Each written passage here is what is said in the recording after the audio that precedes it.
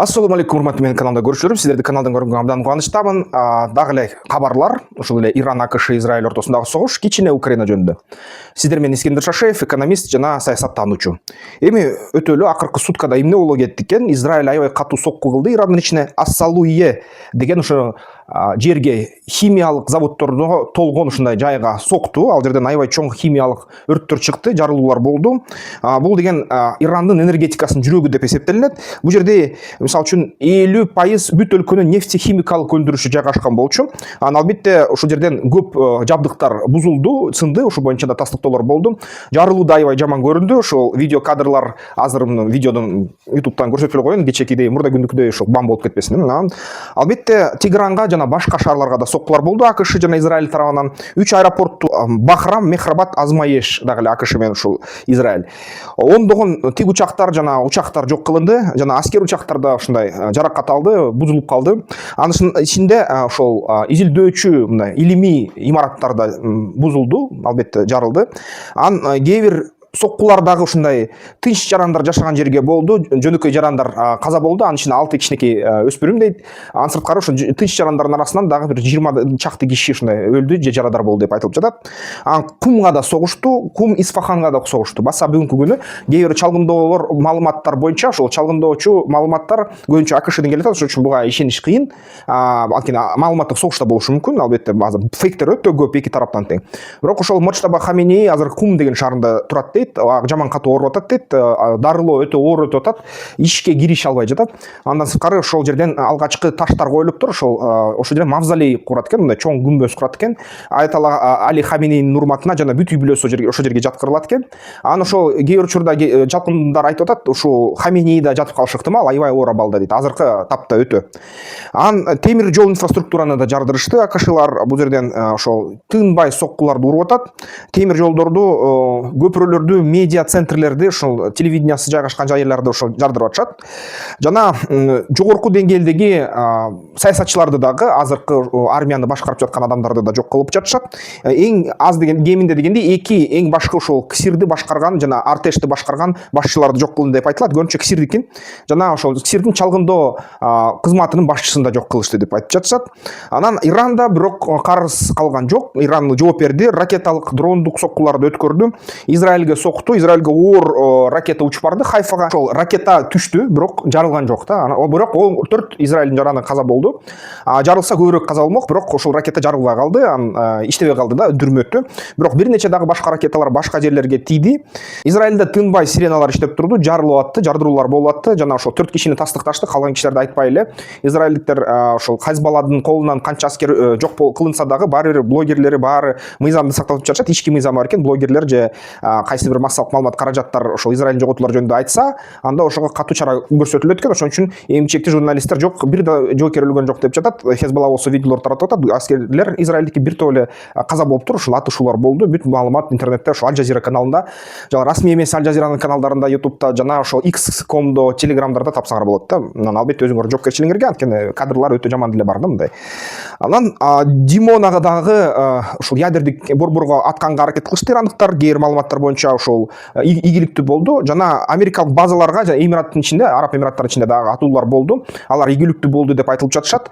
Жана америкалык кызматкерлердин арасынан көп аябай жарадарлар болду деп эсептелип жатат да бүгүнкү күнү. Бирок АКШ дагы унчукпай жатат да. Трамп ультиматумду узартты. Ошо 48 саат берем деген, экинчи күнү эгерде экинчи күнгө чейин токтотпосоңор, орумузду кой бербесеңер, бошотпосоңор дейт. Анда энергетиканын күнү болот деп айткан эле, аябай жаман уят сөздөр жазды эле. Ошол жок кылам энергетикаңарды. Бирок кайра дагы бир аз убакыт берди. Эми бүгүнкү америкалык сааты боюнча кечке чейин дагы убактысы бар.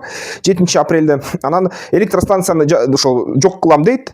Анан албетте Иран эч качан мурункудай абалга кайтарылбайт деген жоопторду айтышты. Кисирлер Дональд Трампка сүйлөшүүлөр жүрдү, жана Иран кайра эле акыркы сүйлөшүүлөрдүн жыйынтыгын четке какты. Жок, моюнга албайбыз дейт. Ага баш ийбейбиз. Ал бизге эч кандай баягы сүйлөшүүлөргө барган эмеспиз дейт. Пакистандан келген 45 күндүк тыныгууга кайра каршыбыз деп кайра айтышты. Бизден согушту бир гана АКШ капитуляция алганда беребиз деп айтышты да. Эми Кисирге кайрылсак, ошо кимдерди ликвидация кылышты АКШлар? Бул жерден Маджид Хадеми жок кылынды. Саед Маджид Хадеми бул деген ошол Кисирдин болбосо ислам революциянын кароолчуларынын корпусунун чалгындоо кызматынын башчысы болгон. Жана ошол 6 апрелде каза болуптур. АКШ менен Израиль ошол атууну кылды. Муну Иран террористтик атака, сионисттик америкалык ошол террористтик атакасы деп баалады. Жана КСИР дагы өзү ошол тастыктады да бул нерсе болгонун. Ирандын мамлекеттик массалык маалымат каражаттары айтты. Айрип, Фарс жана Тасним ошо боюнча келди. Израилдин дагы булактар жазды. Израиль Кац дагы айтып чыкты ушуну. Израилдин коргоо министринин же болбосо согуш министринин башчысы. Анын Хадеми 25 жыл дайындалган. Андан мурунку башчысы ошо өлүп калгандан кийин ал ошол орунга келген. Анан Азгар Бакери деген киши дагы жок болду. Же Яздан Мир деп башкача каймана аты бар болчу. Бул деген ошол 840-чы Кудс түзүмүнүн ошо КСИРдин аскерлерин башкарып жаткан киши болчу. Бул атайын операцияларды Израилдин ичинде өткөргөн үчүн жооптуу болчу. Жана албетте 6 апрелде дагы ошол эле соккулардын эсебинен жок болду. Анан израилдик осинттер ошолорду айтып атышат. Бул бир эле күндүн ичинде 2 ушундай чоң командир жок кылынды. Ошол Ирандын армиясынын буйруктарын берип аткан адамдар жок кылынды деп айтып жатышат. Анан албетте бүгүнкү күнү ошо чоң жоготуу, анткени кайра эле Иранга жаңы башчыларды шайлаш керек. Эми болсо бүт байкоочулар айтып атат, ошол Ирандын башчыларын өлтүрүп жатып дейт. Ошол коллективдик же болбосо мындай бир демократиялык сыяктуу мындай бир чоң топ аркылуу башкарылган түзүмдү пайда кылышты дейт АКШ менен Израиль. Мындай түзүм менен сүйлөшүш өтө кыйын, мындай түзүмдөн жеңиш өтө кыйын, анткени канча башчысын өлтүрбөсөң жаңылар тура берет. Баарында бир идея турат, ошол идея менен жашашат булар, эми идеяга баш ийишет. Ошон үчүн кандай гана чогуу бир кандайдыр бир чечим кабыл кылса, ошол чечимди артка кайтыш кыйын болот, анткени бирин өлтүрсөң экинчиси барып ал чечимди аткара берет. Жана армиянын күчү эмгичекти чоң. Албетте КСИРдин кээ бир аскерлери качууда, бирок көбүнчө аскерлери ордунда. Анан албетте ушул чоң армия болгондуктан бүт ушул АКШнын канча бомбасын ыргытпаса дагы ал деген жок кыла албайт ушул армияны. Эгерде мисалы үчүн АКШ ядролук куралды колдонуп ийсе, бүт Ирандын территориясын жок кылса деле, баары бир ошол Ирандын КСИРдин бөлүктөрү калып калат да. Бул деген орусчасын айтканда сетевая структура же болбосо тармактык ушундай түзүм, тармактык түзүмдөрдү кыйратыш өтө кыйын да. Аны кыйратыш үчүн бирден терип чыгыш керек адам да. Ага АКШнын күчү эч бир жетпейт. Израилдин андан да койгой бетер жетпейт. Анан булар кантип согушту алып баруларын эмгичекти так айта элек, так өздөрү түшүнө элек, бирок алардын кыйгач максаттары, батыш өлкөлөрдүн кыйгач максаттары жетишилүүдө, өзгөчө АКШ менен Израилдики кыйгач максаттары бул деген Кытайдын өндүгүшүнө балта чабуу. Бирок согуш өзү чоң дестабилизацияны пайда кылып жатат. Жана ошол КСИР эртеңки Баас партиясындагыдай, Ирактагыдай Даишке айланып кетсе, Даиштен да күчтүү структурага айланып кетиши ыктымал. Даиш эгерде акчаны жергиликтүү элдерден алып атса, бул деген Иран дүйнө жүзү боюнча КСИРдин түзүмдөрү бар, бизнестерде доолялары бар. Мындай айтканда криптовалюта менен айкалышкан. Ошон үчүн ушунун ресурстары өтө көп, адамдар ар кайсы жерлерде. Мисалы үчүн АКШнын ичинде деле, мисалы үчүн Касем Сулейманинин кызы жашайт да, мисалы алсак. Ошон үчүн буларды жок кылыш үчүн бул бир эмес, бул бүткүл дүйнө мисалы үчүн иштеш керек. Бирок бүткүл дүйнө АКШ менен Израилге баш ийбейт. Анын сырткары дагы тескерисинче каршы чыгып жатат. Жана ушул Иранга кылган согушту ачыктан ачык агрессия деп ушундай айыптап атышат. Жана Трампты дүйнөлүк дестабилизацияга салым кошкон адам катары кабыл алып атабыз деп айтып жатышат да. Бирок албетте азыркы тапта АКШга түзмө түз эчтеке кыла албайт Иран. Бирок 430 килограмм уран дагы эле бар. Ал балким газ сыяктуу мындай катылган атайын баллондордон. Ал байтылган урандын тагдыры эмгичекти белгисиз. Чалгындар айтып атат, ал атайын жаңы бир бункерлерге алып барылды дейт. Ал бункерлер тереңдиги 200 метр экен. Жер астында касканын ичинде аны ошол жерде сактап жатышат дейт. Эмгичекти аяка ошол спецназдагы АКШныкыда Израилге жете элек. Чалгындоо кызматтар айтып атат, кайда экенин көрүп атабыз дейт. МАГАТЭда балки маалымат берип аткандар АКШга, бирок башка мындай эч кандай иш ийгиликтүү болду, ошол уранды жок кылынды деген да бир да сөз жок. Анан албетте ошол уранды эгерде иштешсе, өндүрүшсө, 11 ядролук куралды жасаса, ошол куралдар көбүнчө европалык мамлекеттерге жана Израилге жетчүдөй да, негизи ошол Ирандыкы. Ошон үчүн ал программа иштей баштады. Ал программаны кантип токтотушар экен? Эми негизи ошол Күрөш деген аттуу, фамилиясы Күрөш экен. Ирандын ядролук программасына жооптуу, ал да каза болду кечээки күнү. Ошон менен ядролук программа токтотулду деп аталып жатат, бирок бул бир эле киши да, атякта бир эле чоң топто 2 миллиондой ушундай бийликте турган топ. Ошол 2 миллиондун баарын кармаш керек болот АКШга, эмесе бул нерсе токтобойт. Ошондуктан токтобойт окшойт. Муну дагы байкап туралы, бул албетте дүйнө жүзүнө баягы күйүүчү майлардын кымбатташына алып келип атат. Кичине ушундай бүт товарлардын кымбатташына алып келип атат. Кээ бир аймактарда ачкачылыкка, ачарчылыкка алып келет. Буну дагы бир аябай дыккат менен байкашыбыз керек, көзүбүздүн өлкөбүздө туура чечимдерди кабыл алышыбыз керек. Ал эми азыр негизи байкасак, бүгүнкү күнү эгерде карасак, Дагы бир кызыктуу маалымат бар туугандар. Мисалы үчүн украиндиктер Amazon дрон Amazon'ун түзүшүптүр дейт да. Эми Amazon же Wildberries, Озон сыяктуу ушундай Wildberries дрондордун Wildberries бар экен украиндиктерде. Аларда мисалы үчүн жаш балдар кызмат өтүп атышат. Алар жөнөкөй компьютер ойногондой ар бир дрон менен жоонун аскерин жок кылганда, мисалы үчүн жоо аскерине 10 балл алса кредит деп коет да. Же болбосо танкысын жарса ошол 500 балл алса, учагын же РЛСти жарса 1000 кредит алса, балл алса упай. Ошол упай менен анан ошол дрон Amazon'дан ага керек командири керектүү тамак ашты, куралды, дрондун түрүн ушун баарын сатып алат экен. Ошол кредитке алмаштырат экен. Анан ошол алардын частын жайгашкан жерине ушул негизи дрондорду алып келишет экен. Ошол кредитке сатып мындай упайлар да, мындай айтканда түзмө-түз акча эмес, мындай оюн акча да. Ошол упайларды алмаштырат экен дронго. Жана дронду алып келгенден кийин анан аскерге колдонот экен. Алдыңкы мындай аймактарга да, согуш майданында.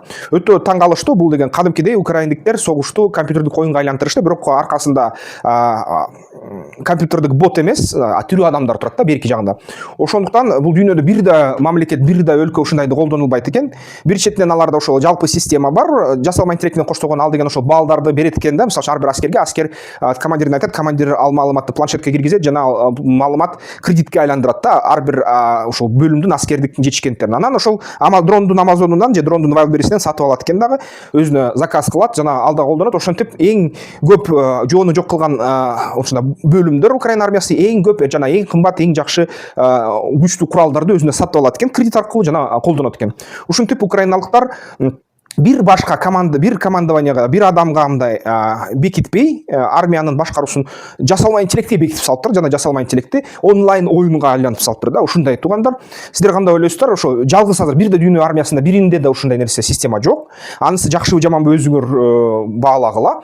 Ал эми биздин армияга ушундай нерсе керекпи, керек жокпу, керек болот беле же керек эмес беле деп мындай пикириңерди бөлүшүп көргүлө. Кадимкидей жаш балдарды компьютер ойногондой эле ошо согуш ойнотот экен Украина армиясы да, куралдуу күчтөрү. Ушинтет экен да. Орусияда андай система азырынча жок. Орусия мындай Советтер Союзунда калган ошол армиялык мектептин негизи беренелерин жана ошол уставтарын колдонот да. Ал жерде экинчи дүйнөлүк согуштун эле эрежелери иштейт.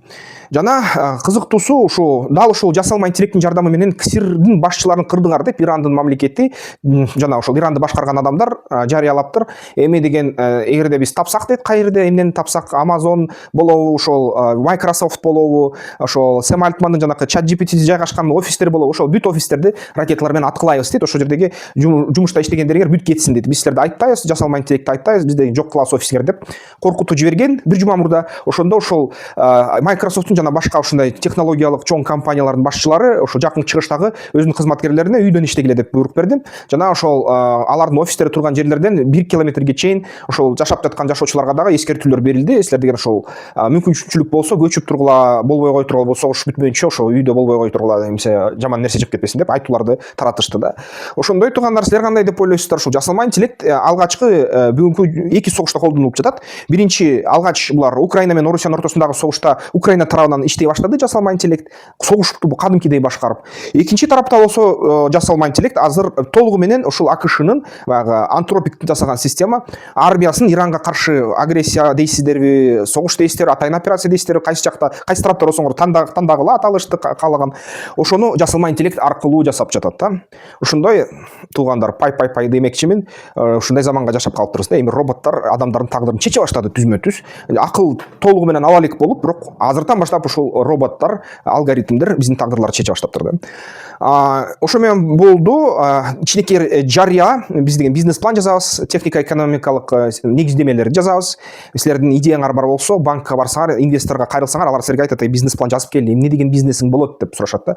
Ушундай адистик деңгээлде биз жазып беребиз, бизге кайрылсаңар болот. Видеонун астында телефондор болот, ошол аркылуу WhatsApp'тан жазсаңыздар, аны барлашабыз, карлашабыз, ушу боюнча көбүрөөк маалымат беребиз да. Андай эмесе, сиздер менен Искендер Шашиев болду, саясаттануучу экономист. Эмки видеолордон көрүшкөнчө.